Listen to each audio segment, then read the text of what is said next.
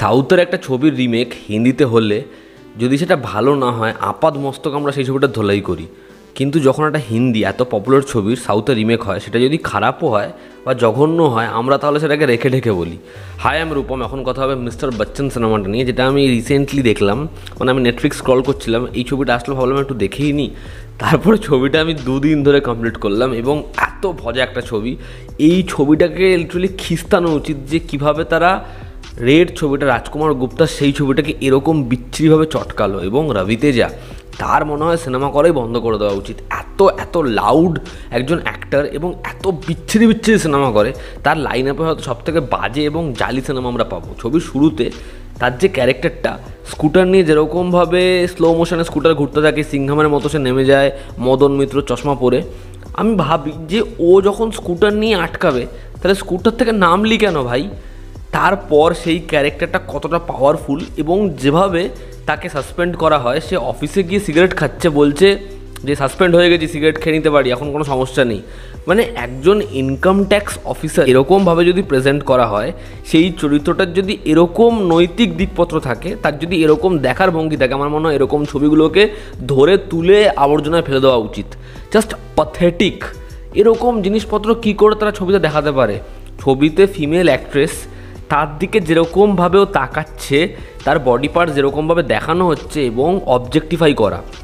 সাউথের ছবিতে, মূলত তেলেগু ইন্ডাস্ট্রিতে, এই মহেশবাবু যে ছবিটা গুন্টুর কারাম কয়েকদিন আগে এসেছে, সেই ছবিটা আপনারা দেখেছেন। এই ছবিতে আপনারা দেখুন যেভাবে সেই জিনিসপত্রগুলোকে দেখানো হচ্ছে না, আমি বুঝতে পারি না 2024-এ তারা এগুলো দেখায় কিভাবে। এবং এই ক্যারেক্টারটা পুরোপুরি গোটা ছবিতে জাস্ট কামুক একটা ক্যারেক্টার। আর ছবির গান, ছবিটাকে দেখানো হচ্ছে যেই সময় এবং ছবির গানগুলোকে দেখানো হচ্ছে যেরকম সময়, টাইম ট্রাভেল হচ্ছে নাকি ভাই?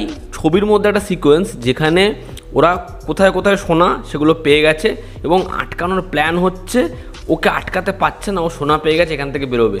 সেখানে একটা গান বেজে উঠলো এবং সেই গানটা রবি তেজা নাচ করছে। আবার তারা টাইম জোনে ফিরে আসলো। আমি বুঝতে পারছিলাম না গোটা ছবিতে এরকম মাঝে মাঝে গান ঢোকানোর প্ল্যানটা কে করেছিল। ছবিতে একটা সারপ্রাইজিং সিকোয়েন্স তারা রেখেছে, যে এই ক্যারেক্টারটা একটা বাড়িতে সম্বন্ধ দেখতে যাবে এবং সেখানে সারপ্রাইজ দেবে। ওই সিকোয়েন্সে প্রত্যেকটা মহিলা যেরকমভাবে নিজেদের ওজন বলছে এবং যেভাবে একটা মেয়েকে প্রেজেন্ট করা হলো, সেখানে বডি শেমিংয়ের একদম অন্য লেভেলেই নিয়ে চলে গেছে ছবির পরিচালক। এবং এই ছবিগুলোকে এন্টারটেনমেন্টের নামে খাওয়ানো হচ্ছে, এরকম বালবিচি সিনেমা অডিয়েন্সকে দেখানো হচ্ছে এবং এটা নিখাত একটা এন্টারটেনমেন্ট ভ্যালু প্রোভাইড করছে, এটা বলা হচ্ছে অডিয়েন্সকে। এর ছবিতে কিছু সিকোয়েন্সেস এমন রয়েছে যেটা না ছবিটাকে ভীষণভাবে ভালো লাগাতে আমাদের বাধ্য করে। দেখবেন একটা জায়গা রয়েছে একদম ছবির শুরুর দিকে, অজয় দেবগনকে একটা পার্টিতে ঢোকা থেকে আটকে দেয়, তার কারণ সে পায়ে বুট পরে নেই। এবং যে সিকিউরিটি তাকে আটকেছে তার প্রতি অজয় দেবগনের রেসপেক্ট বেড়ে যায়, বলে যে আপনি আপনার ডিউটি করছেন, আমি আমার ডিউটি করছি।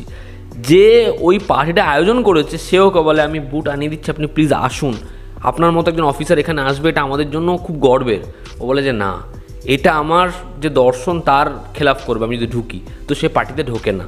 এরকম কোনো সিকোয়েন্স গোটা ছবিতে যারা এই বানিয়েছে মিস্টার বচ্চন, তারা সেটার গুরুত্ব বোঝেনি, বানাতেও পারেনি, ভালো কথা। ছবিতে জগপতি বাবুর বাড়িতে, যেখানটার মধ্যে রেড হয় আর কি, সেখানে ওর যে প্রেমিকা সে চলে আসে, যে তার সাথে ফ্লার্ট করে সে চলে আসে, এবং পরবর্তীতে এদের বাড়ির লোককে কিডন্যাপ করায় জগপতি বাবুর লোকেরা। সবার গলার মধ্যে দা ধরে দাঁড়িয়ে রয়েছে, তারা ব্ল্যাকমেল করছে এবং তাদেরকে বাঁচাতে আবার সিদ্ধুকে আনা হয়, মানে আরেকজন যে অভিনেতা সিদ্ধুকে আনা হয়। জাস্ট ভাবুন এরকম ধরনের আলবাল জিনিসপত্র ঢোকানো হয়েছে। রেড একটা এমন সিনেমা, এত রিয়েলিস্টিক ছবি, সেই ছবিটাকে তারা মেইন স্ট্রিম করেছে, লাউড করেছে, অসুবিধা নেই, কিন্তু ছবিটার পুরো পিছন মেরে রেখে দিয়েছে। এবং রবি তেজা প্রত্যেকটা ছবিতে নিজের ক্যারেক্টারটাই বোধহয় প্লে করে। সব কটা ছবিতে যেরকম জালি তার অভিনয়, যেরকম তাকে দেখতে লাগে কার্টুন বানায় নিজেকে, এই ছবিটাতেও জাস্ট প্যাথেটিক তার কাজ, এবং তাকে দেখলেই সবার আগে মাথা গরম হয়ে যায়। তার কারণ রেড আমার খুব পছন্দের ছবি। সেই ছবিতে অজয় দেবগনের পারফরমেন্স জাস্ট টপ নচ, যেরকম সে কাজ করেছিল সত্যি ব্যাপক। এবং ওই ছবিটা না একটা শেষ জায়গাতে আমাদের কষ্ট লাগে যে সত্যি ও এখান থেকে বেরোতে পারবে, ও যেভাবে এখানে আটকা পড়লো, আমাদের সেই চরিত্রটার জন্যই ফিল হয়। এখানে প্রথমেই ওকে এমন দেখিয়ে দেওয়া যে ও সব কিছু করে ফেলতে পারে, যা ইচ্ছাও করে ফেলতে পারে, এবং এখানে কোনো রুলস অ্যান্ড রেগুলেশন নেই। যে সিস্টেম যে রুলসের কথা বলছে সে নিজেই রুলস মানে না, রুলসের তোয়াক্কা করে না, তাহলে সে আবার কি রেট করবে? রবিতে যে এমন একজন নায়ক যে যা ইচ্ছা তাই করতে পারে, মানে ধরুন সে যদি কোনোদিন এমন একটা ছবি করে, সেটা ধরুন হচ্ছে চাক দে ইন্ডিয়া, তাহলেও বলবে যে এই প্রত্যেকটা মেয়ের সাথে আমি রোম্যান্স করবো। এখানে একটা মেয়ে আমার প্রেমে পড়ে যাবে, পাগল হয়ে যাবে, ম্যাচ চলাকালীন ফাইনাল মোমেন্টে ওরা আটকে যাবে, আমি মাঠে নামবো, গিয়ে আমি গোলটা করে স্কোরটা করে জেতাবো। রবিতে যা হচ্ছে এরকম একজন অ্যাক্টর, ওর এরকম ধরনের ডিমান্ড থাকে। স্বদেশ হবে, ও স্বদেশে বলে দেবে আমার যখন এন্ট্রি হবে সেখানে প্রথমে আমি এসে গ্রামবাসীকে খেলাবো, সেখানে একটা ভিলেন থাকবে যাকে আমি জলে চুবিয়ে মারবো।